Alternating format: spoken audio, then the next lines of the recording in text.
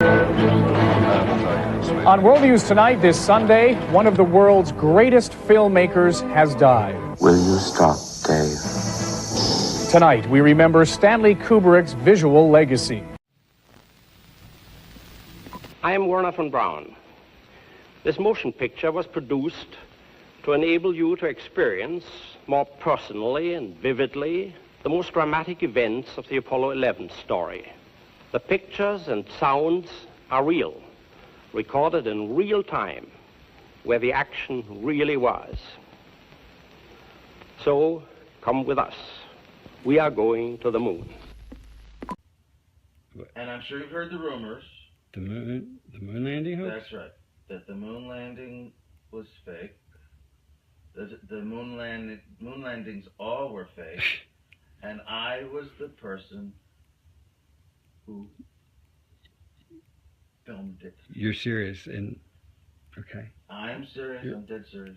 Because I only have this certain amount of time with you, and I'll talk about whatever you want.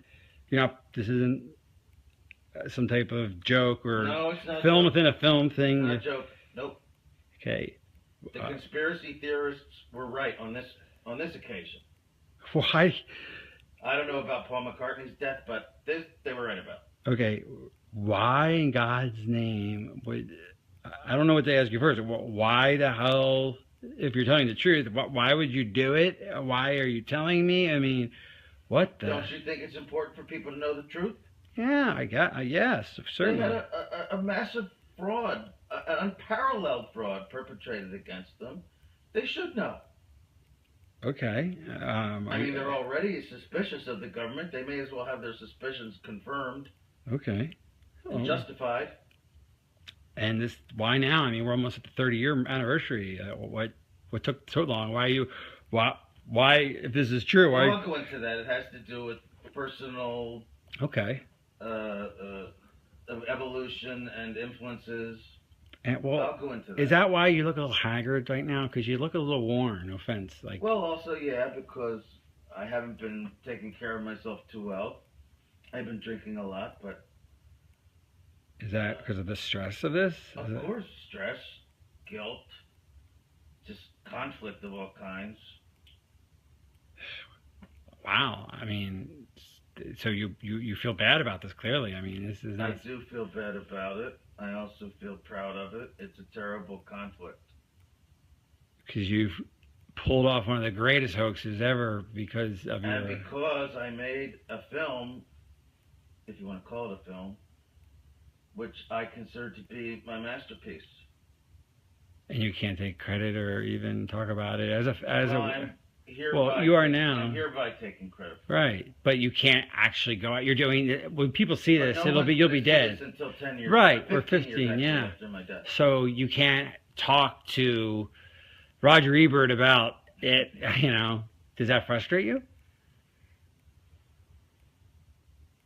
I have to pay the consequences for the decision that I made many years ago to go along with this. Like a deal with the devil. It's Faustian, to be sure.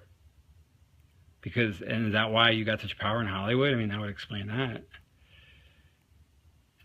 Why I have the freedom I have, that was part of it, yes.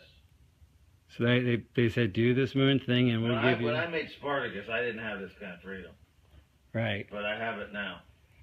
So what came first, the genius or the fraud? What was NASA's doing?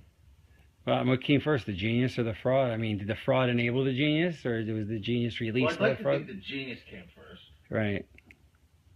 But some frauds are hard to bypass, especially if you have an ego and you're an artist and you're presented with a challenge, the likes of which you've never seen and will probably never see again.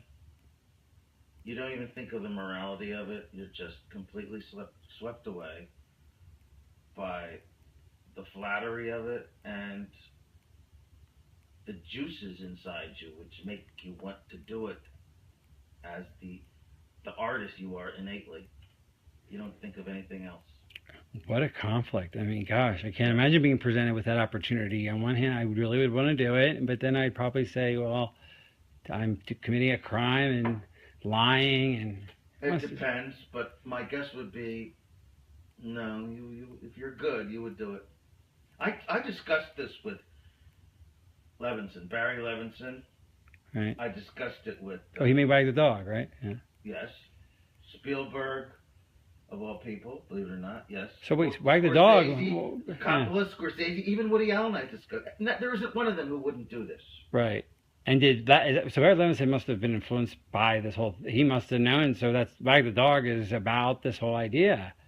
I mean, that's why... The character was named Stanley. Right. And he gets killed at the end because he demands credit. Here by Stanley Kubrik to more or less ensure the scientific integrity of the film, to make sure that it's very, very close in reality, but still we want to make certain that it has a base of reality. Before the end of the 60s, we will see a man in the moon, to the moon, an American, and we're very proud that our country continues to produce these young men who go so far and carry with them so much.